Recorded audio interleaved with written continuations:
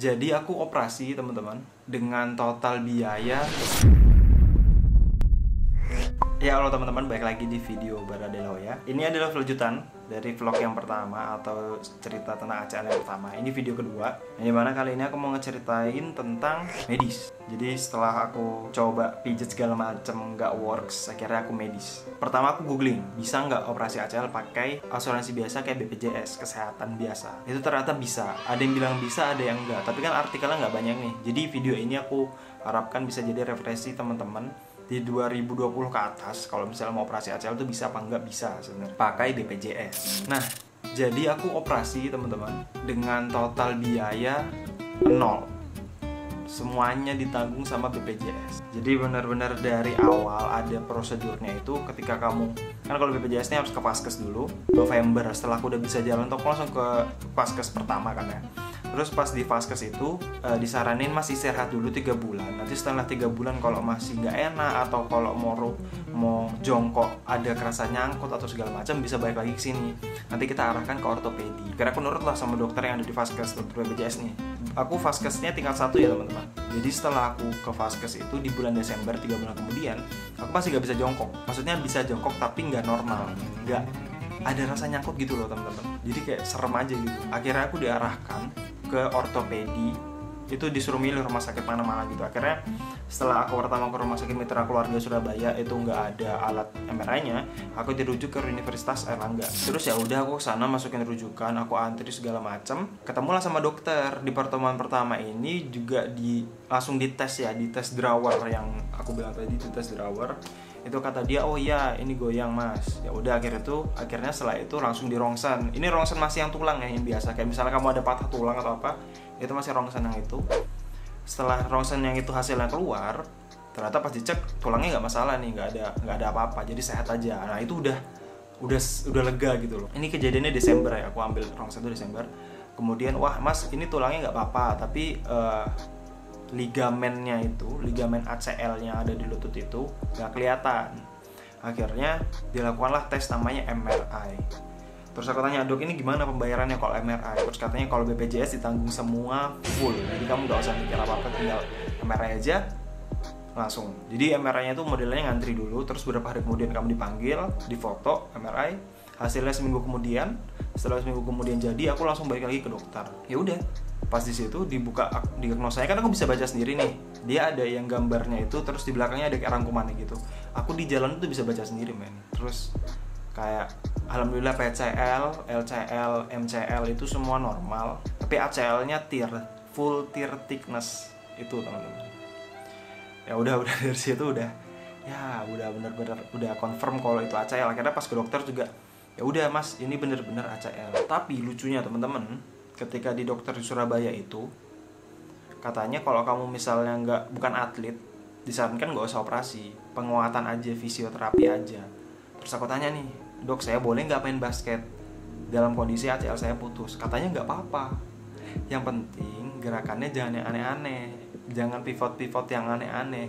Terus kalau dipikir olahraga nggak pivot aneh-aneh, nggak gerakan yang berat buat lutut, kan nggak mungkin. Akhirnya aku sempat nyoba ikut kompetisi, game pertama banget aku lay up. Aku pertanding nih, dapat bola fast break, aku lay up kanan.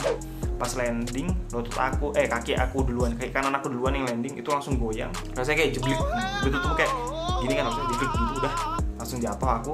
Karena dari situ bengkak.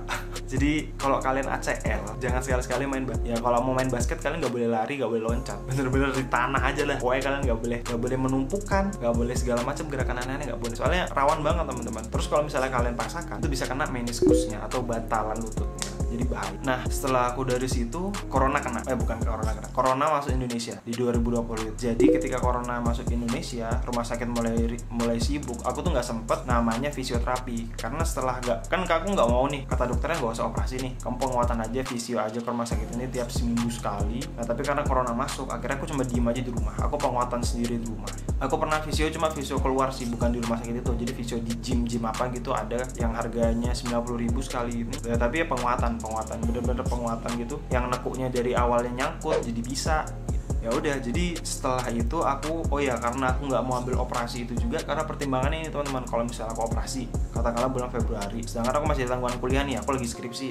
Jadi aku nggak bisa ngerjain skripsi dong, karena kaki aku sakit, jalan aku susah. Ya setidaknya minimal 3 bulan pertama aku nggak bisa skripsian, karena otak aku mikirnya tentang recovery setelah operasi. Dan juga kalau di Jawa itu aku nggak ada keluarga, makanya aku mikir aku kelarin dulu nih kuliah di bulan September, aku kelarin, setelah itu baru aku mikir operasi ACL, yang dimana operasinya nggak di Jawa, aku operasinya di Kalimantan Timur. Ya udah, aku ke prosedurnya sama ya, ke rumah sakit yang ada di Kalimantan ini sama di Surabaya itu sama prosedurnya. Aku datang segala macam, ngelapor keluhan segala macam. Tapi untungnya ketika aku ke Samarinda ini, aku di Kalimantan Timur Samarinda, aku udah bawa MRI yang dari Surabaya. Jadi ketika aku datang ke dokter di Samarinda, aku kasih lihat di MRI-nya, dia tes juga emang lututnya goyang. Akhirnya dia ngelihat CD, kan ada CD tuh. Kalau CD kan lebih detail ya. Jadi ngeliat CD juga. Akhirnya ya diputuskan operasi. Jadi aku nggak cuma kena ACL, aku kena meniskus juga. Jadi meniskus aku tuh sobek, temen. Jadi harus dijahit juga. Jadi aku kena 2 nih. Yang dimana kalau kamu kena ACL aja, itu recovery-nya beda sama kena ACL plus meniskus. Karena ACL plus meniskus itu kamu 6 minggu pertama nggak boleh napak, pakai tongkat aja kaki yang bekas operasi. Kalau ACL itu paling minggu ketiga tuh udah boleh napak kaki. Jadi lumayan beda jauh lah ya. Terus aku tanya, ini gimana dok pembayarannya? Kamu kemarin pakai apa kesini? Ke BPJS. Udah, semua di cover BPJS. Akhirnya aku operasi itu disuruh hari Kamis. Hari Selasa itu aku udah disuruh masuk, udah rawat inap. Yang dimana rawat inap juga ngapa-ngapain di sana sebenarnya. Jadi hari Kamis itu pagi aku udah bangun, 5:30 itu aku bangun. Nggak puasa dulu ya, puasa kayak 6 jam sebelum operasi itu aku udah puasa. Terus langsung datang, dibawa ke rumah sakit, masuk ke ruangan pre-operasi itu segala macam, pakai bajunya, langsung ditanganin. Jam 8 pagi itu langsung operasi, cuma 1,5 jam. Dan operasinya itu bukan anestesi full teman-teman, anestesi yang lokal, yang cuma jadi pinggang ke bawah itu mati rasa. Jadi aku nggak ngerasain dari pinggang ke bawah.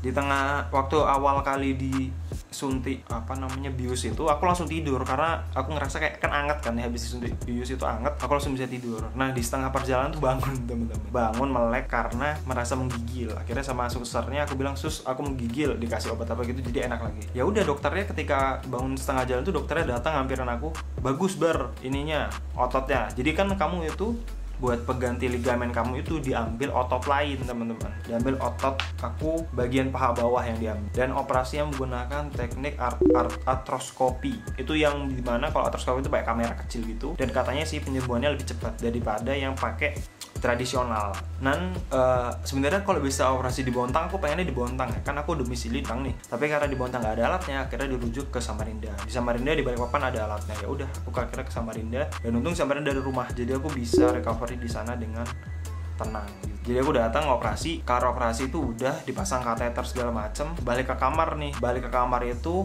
kamu setelah dioperasi di gips ya, biar kakimu tuh nggak bisa nekuk segala macam, karena bahaya kalau misalnya dinekuin segala macam.